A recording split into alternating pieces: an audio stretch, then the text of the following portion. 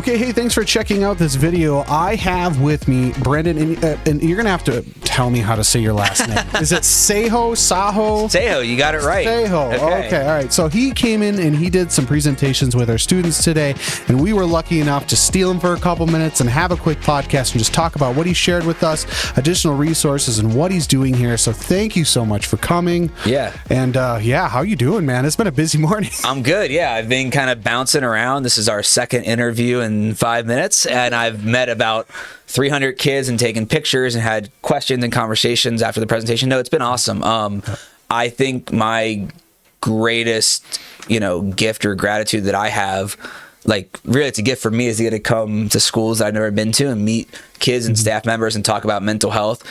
So yeah, thank you guys for having me. I'm really excited. Absolutely. Thank you, Beth, for making this happen. Yes, which is a fantastic transition. So Beth, the reason why we have you here, explain, like, how do we get this guy? How did he just show up? Well, like I was explaining to you earlier, it's kind of a weird story, like algorithms of the life. Yeah. I'm kind of a crime junkie podcast person. Oh, so okay. I actually happened upon you when you interviewed Gabby Petito's dad. Yeah, Joe, he's awesome. Yeah. And then actually your PR lady, Carly, reached out to our hospital during I think it was it in August or something like that? Yeah. And it was out of the blue, and I'm That's like, awesome. I literally just listened to this podcast, and yeah, so that's how we came about you. Wow, that's awesome. Yeah. Joe and Gabby's family are incredible. I know, That's wild how you were able to connect the dots there. That's It's awesome. the algorithms, man. Yeah. That's awesome. So yeah, big thanks to West River Health Services bringing this resource here.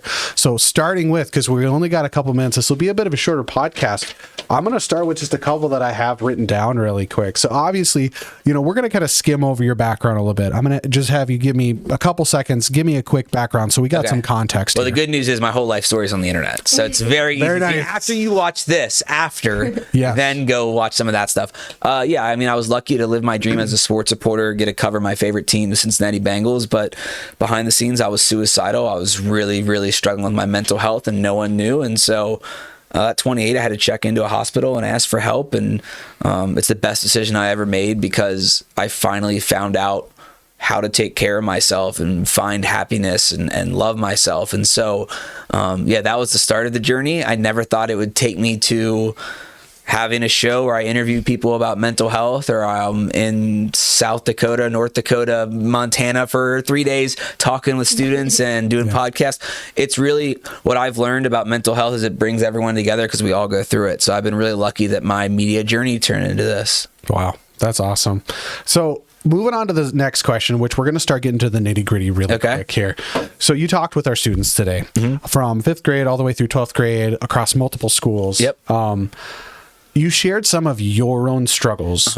Why do you feel like it's important for young people to hear the level of honesty that you gave them today? Because I think, we're all the same age-ish, went into the same school era where we didn't talk about this stuff. So having someone that, kind of looks like you age-wise, can relate to those experiences. I think when I was in school, we had some good presentations, but a lot of them were people I couldn't relate to, and it was just statistics, and it was boring. I hate to say it like that, but it was, that's how a lot of school presentations were for a long time. So to give these kids something that they've never really seen before, and then share my own stories, they could, a big part of my story is being bullied after something got sent on phones all around school. Yeah, that's one of the biggest things these kids are struggling with. Another big thing in my story is struggling with drinking and addiction. This is another thing that high schoolers are struggling with. So for someone to be able to open up about the things that they're going through, I think it really, really helps them see that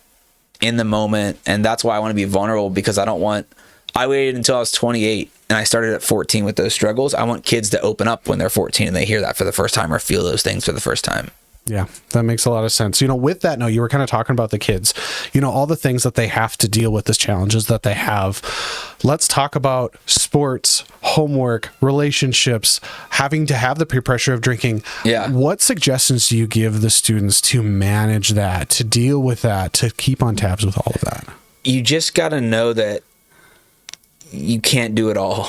There's got to be boundaries. You got to let go. There's some things that for instance, now we're sitting here doing this podcast and I have I can show you guys on my phone. It's just nonstop all day, everything. Yeah. And I can't get back to that email or that text right now.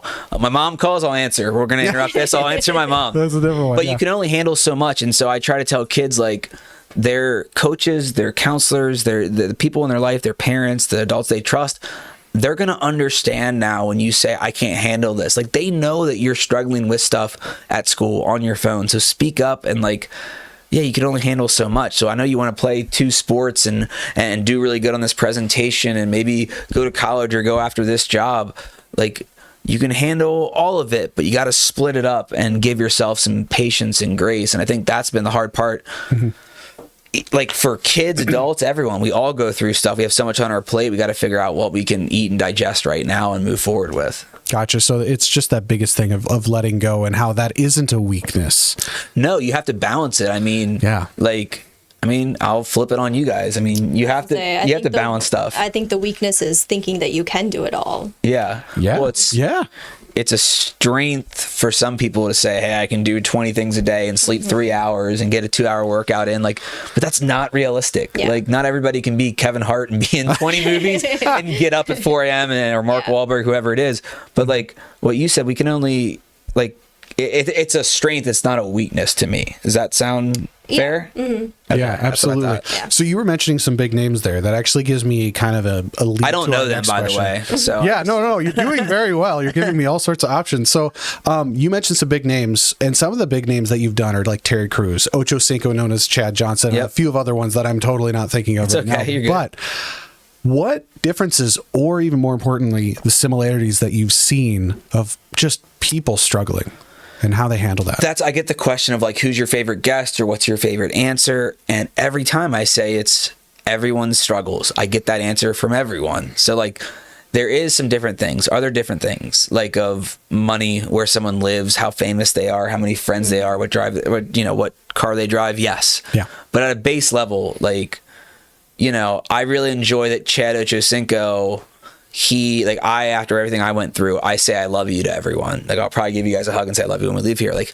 he did the same thing to me right away. Like, we had mutual friends, but we never really sat down before we did this podcast together. Yeah. And right away, I love you, brother. I'm like, man, I love you too. So, like, little stuff like that stands out. But I think the relatability of someone that you idolize, that you look up to, and it doesn't have to be a celebrity. It can be your favorite person in your life, your mom, your dad, your favorite teacher at school, your coach, or it can be someone on TV or playing sports. You realize that they're human, and we all go through stuff. I know a guy that's probably popular out here just because the kids are on TikTok a lot is Theo Vaughn, and like he's He is a popular one. yeah, he's super popular. I'm like, I don't know Theo, but I'm really good friends with his producer Zach, and so I kind of hear some of the stuff that he goes through behind the scenes, and like now he's so famous. He just interviewed president. He's doing arenas. Like these guys are just humans, and so like hearing him talk about some of that stuff this week when he was struggling with his mental health and just being like, I'm human. I go through stuff. Like for any of the kids or parents, whoever's watching, like just know that everyone you see on a show like that or out in Hollywood or playing the NFL, we are all the same people. Like, so, and I'm not in that category. I'm just saying like everyone's the same type of person. So like, it's just that relatability of knowing that it's okay. It's a strength to be weak and to share your feelings. Like you got to get that stuff out. Gotcha. So you're seeing a lot of correlating elements, a ton. Yeah, I mean, you do. And you see correlating in how it pays off too. Like if you really go to the gym and you work hard and you're trying to lose weight or put on muscle or you're trying to eat better and then it works, it's like, oh, okay, that's great. The same stuff applies with your mental health or your job or school. So yeah, I see it. It's very, very comparable for sure.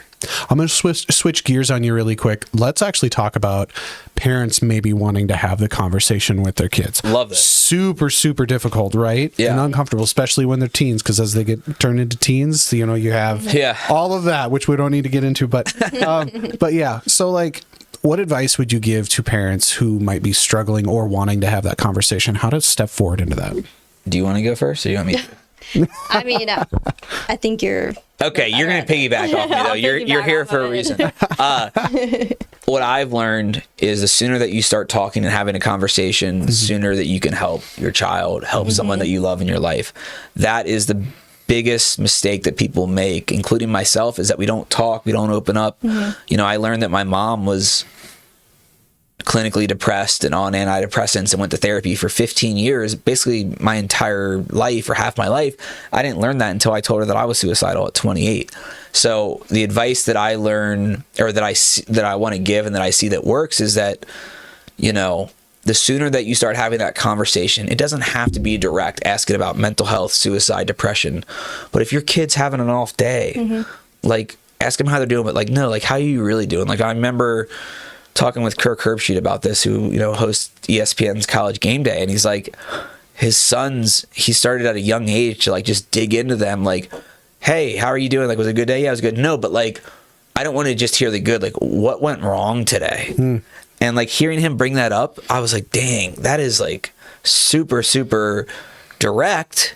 Yeah. But I think it helps, especially kids, because no matter who you're trying to talk to, whether you're a kid, adult, when someone realizes that you care, subconsciously, they're going to soften up and open up a little bit. So I think just the sooner that you start talking, it's the better, because then you start that conversation, right? Yeah, I mean, I come from a very open family. I mean, my parents were always in my business. It was annoying. Your dad's outside the door right now. Yeah. You know, it was annoying growing up, but I've continued that on with my own child. And, you know, he's struggled with anxiety since he was 4. So we've just always had that really open conversation with him, and continue to just continue. Makes it easier. It's so much easier. Yep. And now that he's in 6th grade, it's like everything is, we just continue to ask him questions about everything. Everything's an open question. So, but you're being supported, which is important. Oh yeah, too. yeah. So thank you for that. That's awesome. You create that space. Yeah. Absolutely. So we're going to actually kind of round up and just kind of quick mention, you know, being that we have Beth here as well, quick mention maybe some of the resources we have in our own local area as well, just really quick, just to kind of help get that out there. So at West River, we do have Tara Jorgensen, who is our mental health behavior provider. We have some resources on our website, so you can check that out under behavior health. We do I guess I don't know what Heather and them are through. Is it Badlands? I'm not too sure. It's Badlands. Yeah. But all of that information can be found at the school or on the websites. So Okay. Fantastic. All right. Any final notes from you there, good sir? Good sir is a loose term. No, I'm just really grateful. I think people that watch this, or maybe some of the kids, or even you guys, think that here's this random dude that came in from LA and doesn't really care to be here. And like, I really do. Like, I get the chance to talk and meet people, and this isn't me just filibustering. It's like me being serious. Like, I've seen the worst of the worst, and I've seen the best of people. And so no matter who you are, what you look like, if you're black, white, gay, straight, old, young, from LA or, you know, the Dakotas or New York, like, we all go through the same stuff. Yeah. And so just please don't be afraid to ask for help. Like, you got to ask for help. And once you open up and see how that helps you, the relatability with people around you, man, it changes and saves your life. Awesome. Well, thank you so much for coming in. Thank you, Bethany, for bringing this resource in and talking with us. And thanks for checking out this episode. Thank you very, very much. Have a great day.